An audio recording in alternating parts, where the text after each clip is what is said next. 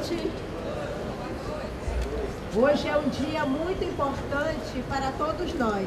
Então aqui, enquanto coordenadora geral da COIAB, a COIAB significa Coordenação das Organizações Indígenas da Amazônia Brasileira.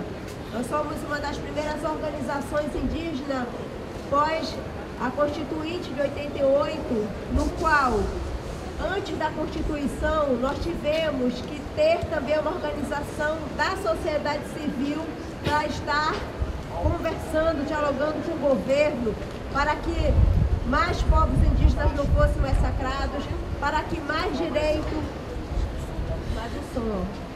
para que mais direitos não fossem retrocedidos, bem antes, desde sempre. Então a COIAB, que é a coordenação... Melhorou? Não. Alô? Melhorou! Agora sim, né? Boa noite a todos e todas. Deu até uma animação, né? Mas é importante aqui, enquanto COIAB, que é a Coordenação das Organizações Indígenas da Amazônia Brasileira, uma das organizações que veio com esse viés de defesa de direitos dos povos indígenas, pós-constituinte, numa tentativa também de diálogo com o Estado brasileiro para que mais povos não fossem massacrados, para que mais direitos não fossem retrocedidos, direito dos povos indígenas da Amazônia, e que hoje nós estamos também com a nossa articulação dos povos indígenas do Brasil, a PIB, a qual congrega não só a COIAB enquanto a Amazônia, mas aí em cada região desse Brasil de ter as organizações indígenas, a POIME, a ARPINSUL, ARPIN-Sudeste, Conselho Guarani Virupá, Conselho Terena, Atiguaçu e ARPIN-Sudeste, a qual a gente não poderia deixar de estar presente hoje neste ato, também junto com o Fundo Amazônia, junto com todos vocês, funcionários, colaboradores da causa ambiental, colaboradores da causa de vida aqui no Rio de Janeiro. Então nós viemos da Amazônia para dizer da importância desse ato e da importância de estarmos juntos, né? Quando o Fundo Amazônia ele foi criado e foi lançado, ele não foi feito de qualquer jeito. Ele foi feito de uma parte também participativa, a qual os povos indígenas, os povos e comunidades tradicionais, os quilombolas também fazemos parte, né? A COIAB ela faz parte do COFA.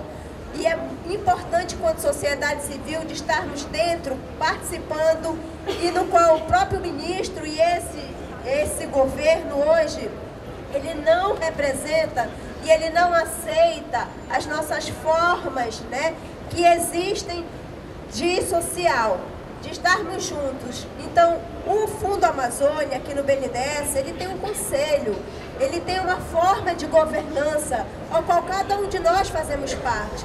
Então ele não é arbitrário, ele não pode vir de cima para baixo, achar que pode fazer de qualquer jeito como ele faz na casa dele, de forma desorganizada. Então o conselho existe, o COFA existe, fazemos parte do conselho, e se é que esse Estado, esse governo não estava concretizando, eles não estavam de acordo, por que não chamou o COFA para reunir? Porque essa instância deliberativa, para a gente poder estar tendo essas discussões de forma, como a gente mesmo fala, né, que o branco quer conversar, de estar tudo no papel.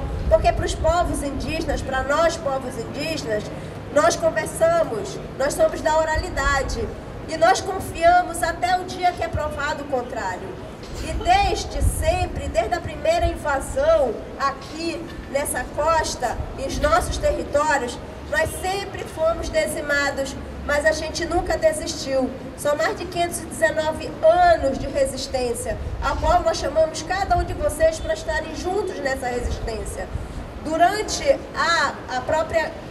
durante o processo eleitoral, o então candidato Jair Bolsonaro, ele falou em vários de seus depoimentos que não ia permitir e que não ia demarcar 1 centímetro de terra indígena. E quando os jornalistas perguntaram se isso era verdade, ele falou que se enganou, porque não era 1 centímetro, que não ia demarcar 1 milímetro de terras indígenas. E são os nossos territórios na Amazônia que sofrem e que faz com que menos impactos ambientais vocês tenham aqui na casa de vocês. Que menos impactos ambientais sejam também sentidos em qualquer lugar desse planeta. Então, falar de Amazônia, falar de mudanças climáticas, não é só ter a floresta e a árvore em pé. Porque a Amazônia, nós somos uma diversidade muito grande de povos, de biomas. A Amazônia, ela não é só floresta.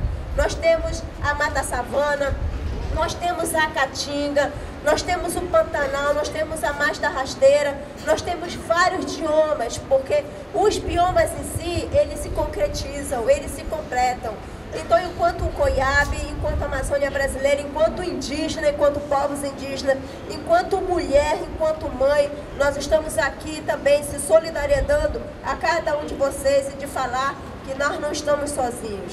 Nós fomos os primeiros a sentir todo esse massacre desse governo que adormeceu e que não aceitou de ter saído no período da ditadura militar, onde vários dos seus processos, de seus programas, era de acabar com os nossos territórios e de acabar conosco. A Amazônia existe mais de 100 povos em isolamento voluntário, que vocês conhecem como povos isolados, que para nós são povos livres, são povos autônomos e que estão dentro dos nossos territórios. Enquanto povo indígena, enquanto Coiabe, enquanto organização, enquanto pessoa, nós temos o papel de proteger. E é por isso que construímos juntos a nossa política, que o Estado hoje não quer reconhecer, que é a própria Peningate.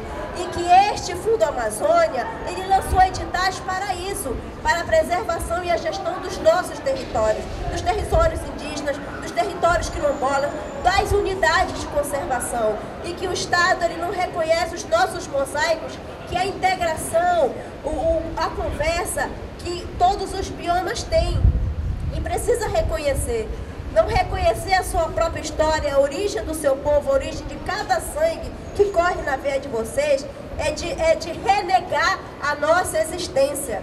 Porque nós sempre estivemos aqui, estamos aqui desde sempre e não vamos permitir que um ditador, que um criminalizador façam com que hoje o índice de pessoas como nós, que estamos defendendo a nossa terra, que são defensores de direitos humanos, cada vez estão sendo ameaçados e mortos e criminalizados. Então nós não temos medo, nós não precisamos ter medo. Nós nunca nos curvamos e não é agora que vamos nos curvar. Estamos chamando vocês também para estar somando essa corrente de resistência, essa corrente de dizer basta toda essa truculência, porque nós não somos incapazes, muito pelo contrário. Se hoje nós estamos como nós estamos, é porque o nosso modo de ser e de viver fez com que todo o nosso bioma, ele resistir junto conosco. Então nós não somos nenhum atraso, nós somos aqui junto com vocês a existência de um futuro, do futuro para os nossos filhos e para os nossos netos. Então é importante colocar que não adianta a gente falar fora o ministro do Meio Ambiente, porque vai sair e vai entrar outro. São 4 anos de resistência, porque o próprio presidente, ele quer isso. Quem não fizer da forma que ele quer, ele tira e coloca. Porque por mais que a gente coloque a nossa verdade, a verdade dele é que sempre vai prevalecer. Então nós não temos medo de está também dando uma resposta à altura e de mostrar para ele como no 1º de janeiro, com o MP 870, onde tirou o processo de demarcação dos nossos territórios da FUNAI e foi colocado na mão dos ruralistas, nós fomos para a rua e poucas pessoas foram conosco. Onde foi tirado a própria FUNAI dentro do MJ e foi lançado para a ministra Damares, que fica exaltando o pé de goiabeira, e nós lutamos contra isso. Nós temos uma deputada federal indígena, mas nós temos vários deputados que ainda estão do nosso lado e nós temos que somar forças junto com eles. Então o Fundo Amazônia para a gente é importante, nós fazemos parte dessa construção, nós fazemos parte dessa família do Fundo Amazônia. Então vocês não estão só. Sintam-se com a nossa coragem, sintam-se com a nossa resiliência, e que Jair Bolsonaro, ele sabe muito bem, ele pode até falar para as mídias que isso tudo é para o bem da humanidade. Ele diz e ele fala com muita clareza, porque ele quer passar de qualquer jeito o leão de Tucuri, dentro rasgando a terra indígena Waimiri-Atuari, e que não é de hoje.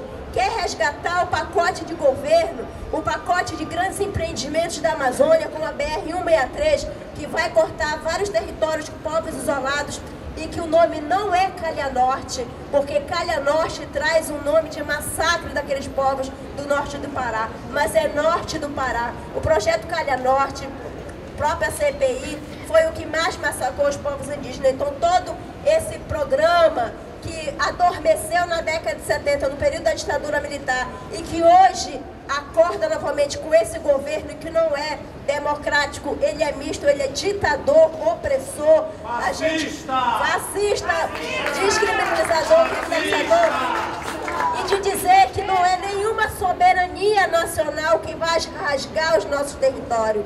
Soberania nacional nenhuma está acima das nossas vidas. Soberania nacional é o que nós temos enquanto cidadão brasileiro, enquanto povos originários dessa terra, e enquanto Constituição, que ele não pode rasgar. Ele é um presidente, mas ele não é imperador, ele não manda. Se ele está lá, a gente coloca, a gente tira. Nós temos que tirar. Então, quanto a isso, de falar, estamos juntos e de, mais uma vez dizer, não mexam conosco. Porque se eles pensam que nós ainda estamos adormecidos, nós não estamos. Nós estamos cada vez mais unidos, mas cada vez mais fortes. Então, ditadura nunca mais, massacre nunca mais. Estamos juntos.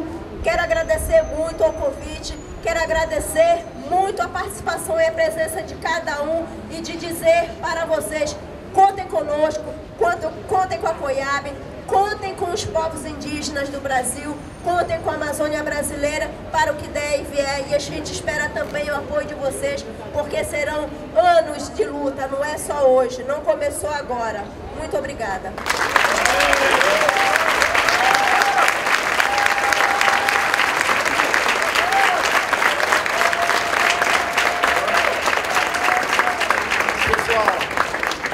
Agora a gente vai passar a palavra pela nossa sessão dos especialistas do tema, dos ambientalistas, dois ambientalistas do Observatório do Clima, o Carlos Rittel e o Tasso Azevedo. Obrigado por vocês terem vindo aqui. Boa noite. Eu queria falar assim, rapidamente só sobre... Eu tive... Alô? Oi? Tá. Então, eu queria falar rapidinho sobre... Eu tive a boa experiência, né, de ter, digamos, ajudado a desenhar a ideia original do fundo, com a Marina, depois com o Pink, que aliás é uma prova de que a continuidade das boas coisas tem que ser assim, depois com a Isabela e tal. E lembrar só por que o fundo é do jeito que ele é, né, e por que ele precisa ser mantido dessa maneira, como um time que ganha. O fundo, ele surgiu da seguinte ideia. Por muitos anos, isso era uma coisa comum no mundo, projetos de cooperação internacional que vinham recursos, eles eram, basicamente, demoravam 3, 4, 5 anos para você negociar um recurso para você poder fazer um projeto, executar um projeto e chegar a algum resultado. Então isso é uma coisa muito frustrante para todo mundo que trabalhava com cooperação, para gerar recursos em grande escala. Então, quando surgiu essa oportunidade de pensar um mecanismo de implementar incentivos para a redução das emissões de gases de efeito estufa pelo desmatamento, e o Carlos talvez possa comentar um pouquinho de onde surgiu isso, a gente, ao pensar uma alternativa, a gente falava, como é que a gente pode fazer um movimento diferente desse modelo tradicional que pudesse ser mais rápido e dar mais autonomia para quem está executando as coisas, fazendo as coisas para valer para a redução das emissões e para a conservação. Então, eu até contei isso num artigo recentemente, que eu tive um insight indo no supermercado e comprando tomate orgânico. Então, eu cheguei na banca de tomate e percebi que quando a gente compra um tomate orgânico, a gente compra o tomate orgânico porque ele já é orgânico. E a gente paga mais por ele porque ele já é orgânico, já está certificado. E aí o produtor que fez aquele tomate vai usar aquele dinheiro para o que ele quiser. Mas ele sabe que se na próxima vez que eu voltar, ele não tiver produzido aquele tomate orgânico, seguindo todas as regras, os critérios, etc., eu não vou comprar o tomate orgânico. É assim que funciona. E foi assim que a gente desenhou o Fundo Amazônia. O Fundo Amazônia é uma ideia muito simples. Ele o Brasil diminuiu o desmatamento, reduziu as emissões. A gente transforma essas emissões em quantidade de toneladas de carbono que deixaram de ser emitidas, e os doadores contribuem com $5 por cada tonelada que a gente reduz, ou podem contribuir com $5 por cada tonelada que a gente reduz, e esse recurso vai para um fundo, e esse fundo, então, pode ser utilizado para os diversos projetos que a gente quer executar. Por que isso é muito importante, esse desenho? Ele é chamado hoje de mecanismo de pagamento por resultados. Foi o primeiro modelo no Brasil, hoje é um modelo no mundo. Ele é muito importante porque, como você já entregou o resultado, você tem muita autonomia para poder usar os recursos, para decidir como usar os recursos. Mas a contrapartida é que a gente deve seguir as regras que nós prometemos para aqueles que colocaram o recurso. E uma delas é muito importante, é que as regras de utilizar o recurso sejam definidas por um conjunto da sociedade, representando a sociedade. O Fundo Amazônia não é um fundo do governo. O Fundo Amazônia é um fundo da sociedade brasileira, que está sob a custódia do BNDES. O BNDES ele cuida do recurso que é da sociedade brasileira. O governo não pode vir e dizer, eu quero que aplique um recurso aqui e vou usar o dinheiro para isso. Se ele quer direcionar para algum lugar, tem que passar pelo comitê que participa toda a sociedade, que dá as diretrizes de aplicação do recurso, define as regras de aplicação, mas não define que projeto vai ser aprovado.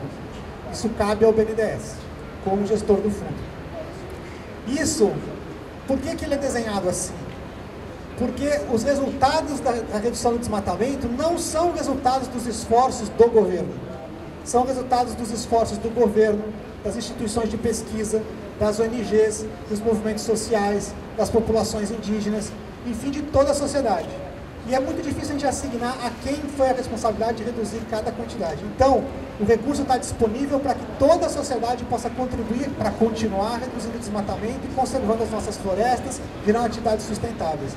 Então, sobre esses aspectos todos, o Fundo Amazônia se tornou um exemplo no mundo. É o maior fundo de conservação hoje existente no planeta.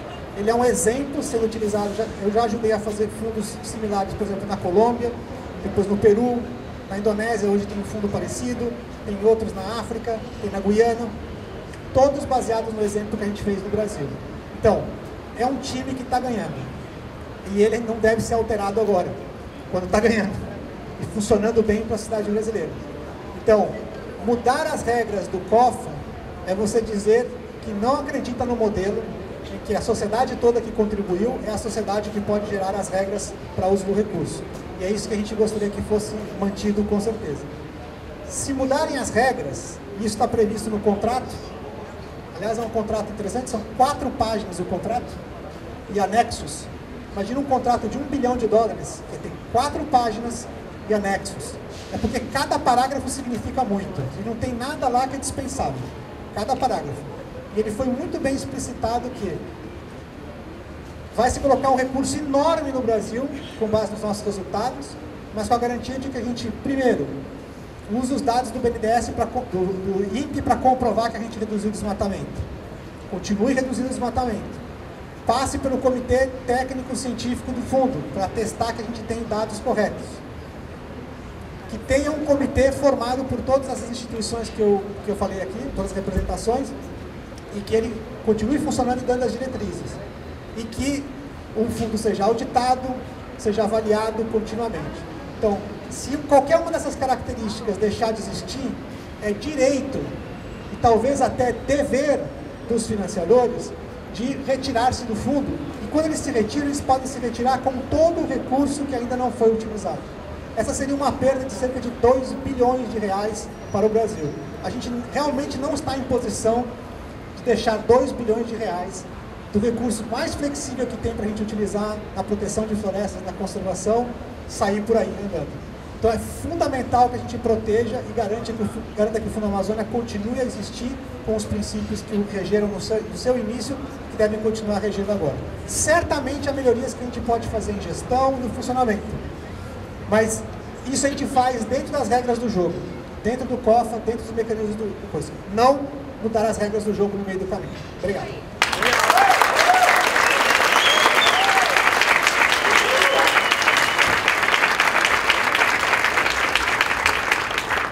Boa noite a todas e a todos. Vocês estão me ouvindo? Mais alto? Mais alto. Boa noite a todas e a todos. Obrigado.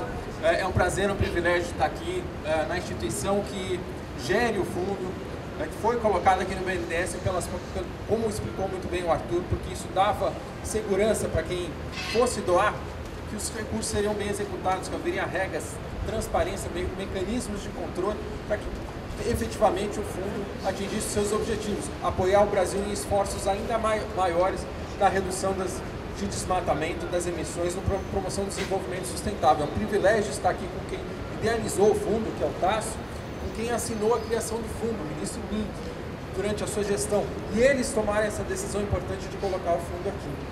Eu vou voltar alguns anos antes para contar por que surgiu a necessidade de soluções ou oportunidades para soluções como o Fundo Amazônia que não existiam no mundo inteiro.